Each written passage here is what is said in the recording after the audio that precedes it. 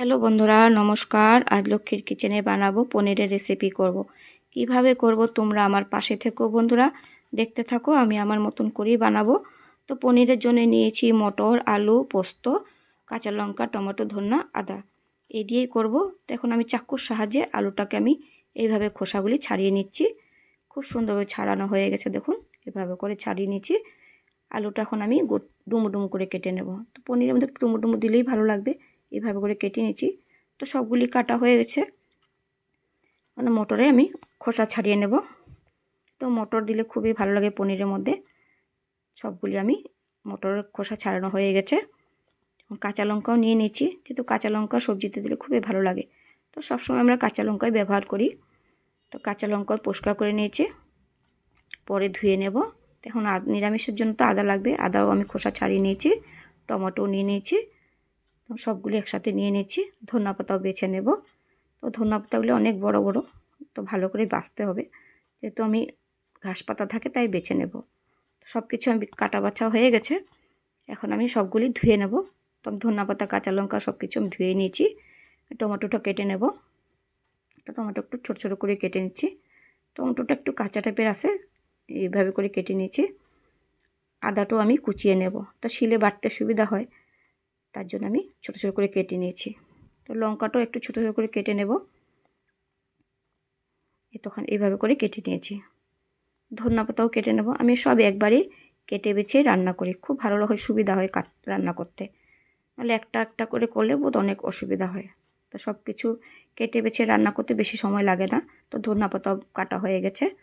এখন আমি শিলের মধ্যে আদা, কাঁচা লঙ্কা বেটে নেব। খুব সুন্দরভাবে মিহি মিহি করে বেটে নেব। তো বাটা হয়ে গেছে, তুলে নেব। আমি যেভাবে বানাচ্ছি একদম নিরামিষ সিম্পলভাবেই করি, যে কেউ বানিয়ে খেতে পারবে। আমি শস্য বেটে নেব। শস্যটা একটু গরম জলে ভিজিয়ে রেখেছিলাম। তো ভিজিয়ে রাখলে কী হয়, নরম হয়, বাটতে খুব সুবিধা হয়, তাড়াতাড়ি বাটা যায়। তো পোস্ত বাটা হয়ে গেছে, তুলে দেব।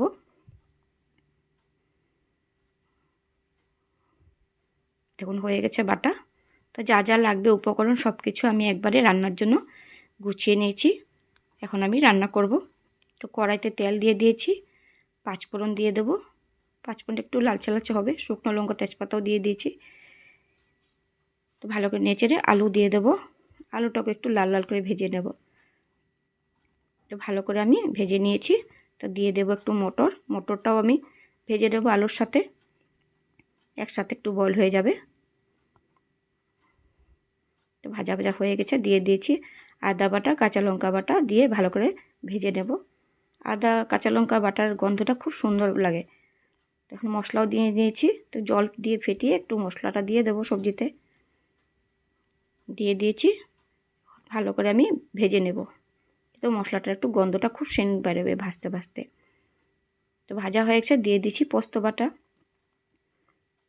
পোস্ত বাটা দিলে আরও ভালো লাগে খেতে, যেহেতু আমি কাজু দেই আজ, ওটার সময় কাজু দিয়েও বানান যায়। তো কাজু দিনে পোস্ত দিয়েই করেছি। তো টমেটো কুচি দিয়েছি, পরিমাণ মতো নুনও দিয়ে দিয়েছি। তো আমি ভালো করে ভেজে নেব। দিয়ে দেবো সামান্য একটু চিনি। তো নিরামিষে একটু চিনি দিলে ভালো লাগে খেতে, বাঙালির রান্না একটু নিরামিষের মধ্যে চিনি পড়েই। তো দিয়ে দিয়েছি মিট মশলা। ভালো করে ভেজে নেব। ভাজা ভাজা হয়েই গেছে, দেখুন কত সুন্দর লাগছে দেখতে। দিয়ে দিয়েছি গরম জল, বেশি দেব না। তো পনিরে বেশি জল দিলেও ভালো লাগবে না, একটু গ্রেভি গ্রেভি হবে। আলু বয়েল হয়ে গেছে, দিয়ে দিয়েছি পনির। তো পনিরটা আমি কাঁচাই দিয়েছি, ভাজিনি। কাঁচা দিলেও ভালো লাগে, ভেজে দিলেও ভালো লাগে। দিয়ে দিয়েছি কস্তুরি মেথি, দিয়ে দেবো ধনিয়া পাতা।